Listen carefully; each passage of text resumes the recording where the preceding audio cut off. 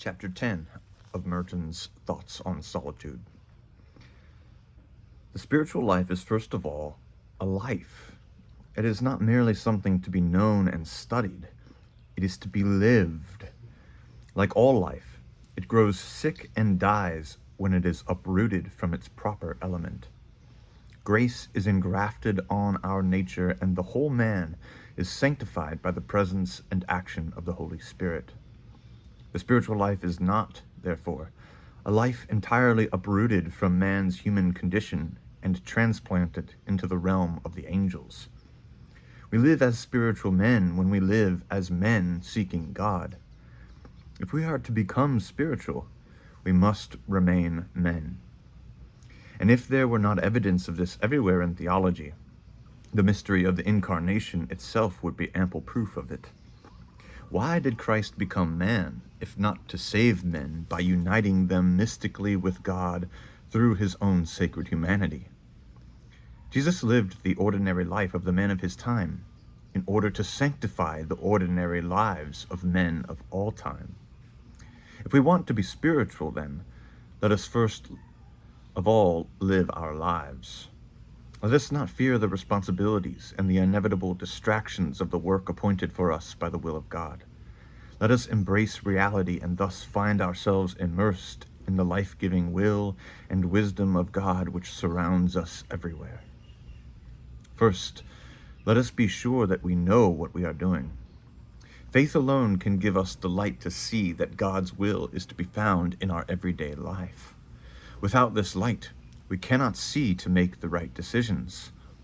Without this certitude, we cannot have supernatural confidence and peace. We stumble and fall constantly, even when we are most enlightened. But when we are in true spiritual darkness, we do not even know that we have fallen. To keep ourselves spiritually alive, we must constantly renew our faith. We are like pilots of fog-bound steamers, peering into the gloom in front of us, listening for the sounds of other ships, and we can only reach our harbor if we keep alert. The spiritual life is, then, first of all, a matter of keeping awake. We must not lose our sensitivities to spiritual inspirations. We must always be able to respond to the slightest warnings that speak, as though by a hidden instinct, in the depth of the soul that is spiritually alive. Meditation is one of the ways in which the spiritual man keeps himself awake. It is not really a paradox that it is precisely in meditation that most aspirants for religious perfection grow dull and fall asleep. Meditative prayer is a stern discipline, and one which cannot be learned by violence. It requires unending courage and perseverance, and those who are not willing to work at it patiently will finally end in compromise. Here, as elsewhere, compromise is only another name for failure. To meditate is to think, and yet successful meditation is much more than reasoning or thinking. It is much more than affections, much more than a series of prepared acts which one goes through. In meditative prayer, one thinks and speaks not only with his mind and lips, but in a certain sense with his whole being. Prayer is then not just a formula of words or a series of desires springing up in the heart. It is the orientation of our whole body, mind, and spirit to God in silence, attention, and adoration. All good meditative prayer is a conversion of our entire self to God. One cannot then enter into meditation in this sense without a kind of inner upheaval. By upheaval, I do not mean a disturbance, but a breaking out of routine, a liberation of the heart from the cares and preoccupations of one's daily business. The reason why so few people apply themselves seriously to mental prayer is precisely that this inner upheaval is necessary, and they are usually incapable of the effort required to make it. It may be that they lack generosity, and it may also be that they lack direction and experience and go about it the wrong way. They disturb themselves. They throw themselves into agitation by the violent efforts they make to get recollected, and finally they end in hopelessness. They compromise, in the end, by a series of frustrated routines which help them to pass the time, or else they relax into a state of semi-coma, which, they hope, can be justified by the name of contemplation. Every spiritual director knows that it is a difficult and subtle matter to determine just what is the borderline between interior idleness and the faint, unperceived beginnings of passive contemplation. But in practice, at the present time, there has been quite enough said about passive contemplation to give lazy people a chance to claim the privilege of praying by doing nothing.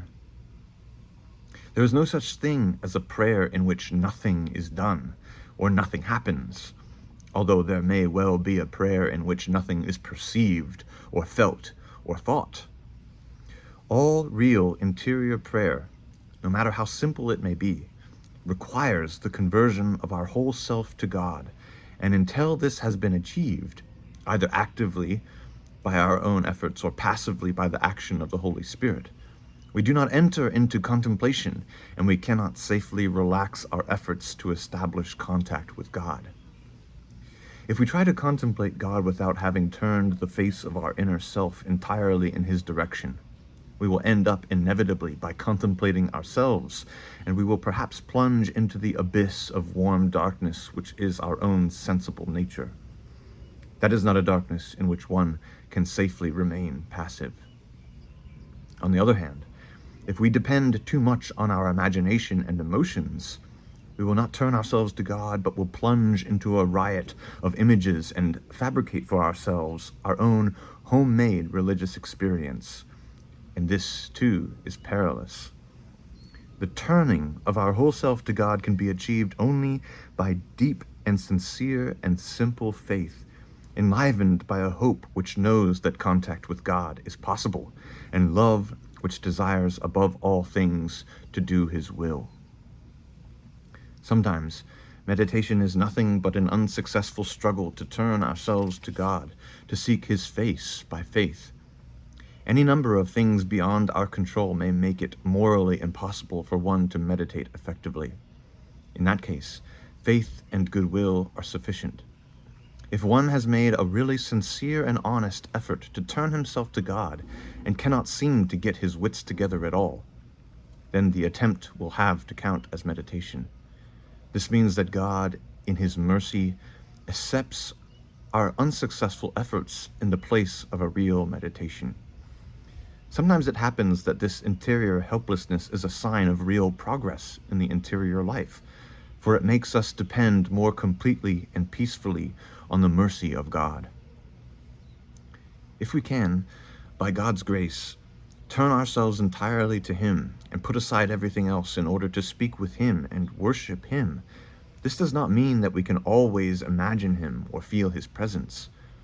Neither imagination nor feeling are required for a full conversion of our whole being to God. Nor is intense concentration on an idea of God especially desirable. Hard as it is to convey in human language, there is a very real and very recognizable, but almost entirely undefinable, presence of God, in which we confront Him in prayer, knowing Him by whom we are known, aware of Him who is aware of us, loving Him by whom we know ourselves to be loved. Present to ourselves in the fullness of our own personality, we are present to Him who is infinite in His being, His otherness, His selfhood. It is not a vision face to face, but a certain presence of self to self in which, with the reverent attention of our whole being, we know Him in whom all things have their being. The eye which opens to His presence is in the very center of our humility, in the very heart of our freedom, in the very depths of our spiritual nature. Meditation is the opening of this eye.